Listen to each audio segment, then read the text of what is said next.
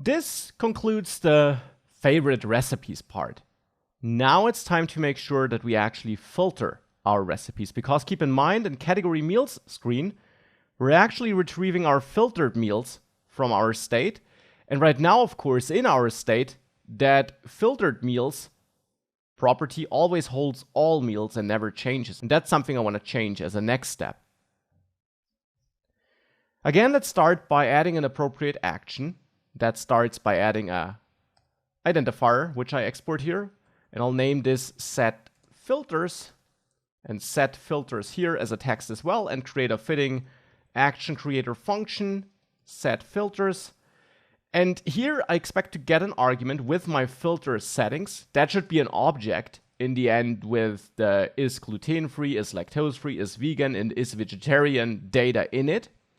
And I will return an action object where the type, of course, is set filters, so this identifier. And then the filters, well, that's my filter settings object. So this object with all the, true or false values for the 4 different filter criteria we have. That's the action creator. Now what shall we do in the reducer? In the reducer, we now need to handle that new case. So here, before default, I'll add the case where I handle set filters. And for that, you need to import the set filters identifier from the meals actions. And in set filters, the goal now, of course, is to update our filtered meals to reflect the filters setup. Now keep in mind that this action will contain the filters key, which in the end will be a JavaScript object which has something like gluten-free true, lactose-free false, and we want to reflect these settings in our filtered meals array. So here I'll have my applied filters, let's say, where I simply extract the filters from the actions. That's of course a step you could leave out. I'm just trying to write understandable code which speaks for itself. So I'm just extracting the filters set up by the user, and we'll take care about dispatching this action later.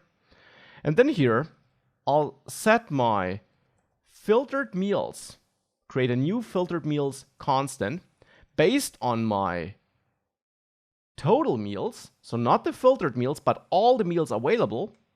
And there I want to filter them with the built-in filter method JavaScript offers.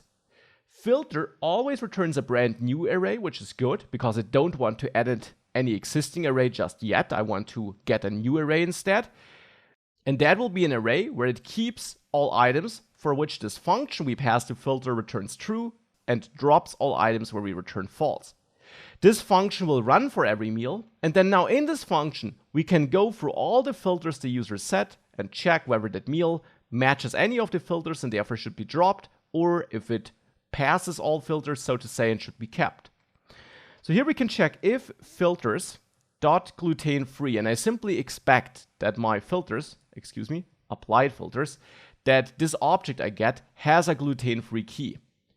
If that is true, and my meal is not gluten-free, and hence I need to add exclamation mark here, then I know that this meal should be dropped, right? Because it is not gluten-free, but I have a filter that it should be gluten-free. So I will return false, and I don't care about any other filters because it already doesn't match this filter. I can drop it. If we make it past this if check, we can check the next filter. Applied filters lactose-free. If that's true, and my meal is not lactose-free, same logic as before, with the gluteins, I can return false and drop it. Next if check.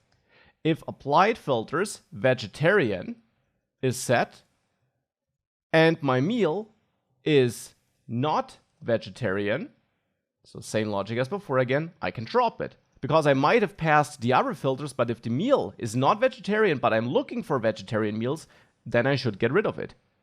And last but not least, applied filters dot vegan. If I'm looking for vegan meals, but my meal is not vegan here, and by the way, here I'm just leveraging all these properties that are part of my meals. If we have a look at our models at the meal, there we do have is gluten-free, is vegan, and so on as properties on every single meal. So every single meal has the information for which filters it should be included or excluded. So every meal has that, and I'm just using this here in the reducer.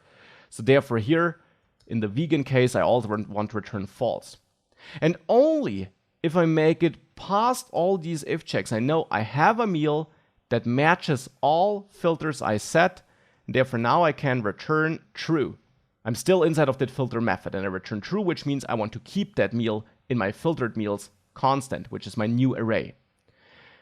And now overall, after deriving this filtered meals array, I have to return a new state by copying the old state, and then I want to override my filtered meals here with the filtered meals I derived here.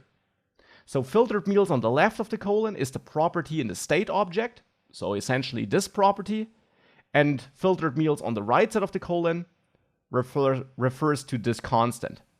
I can also name this updated filtered meals to be clearer about this. This is how my state gets updated when filters get set. Now, of course, we need to make sure we also dispatch this action eventually.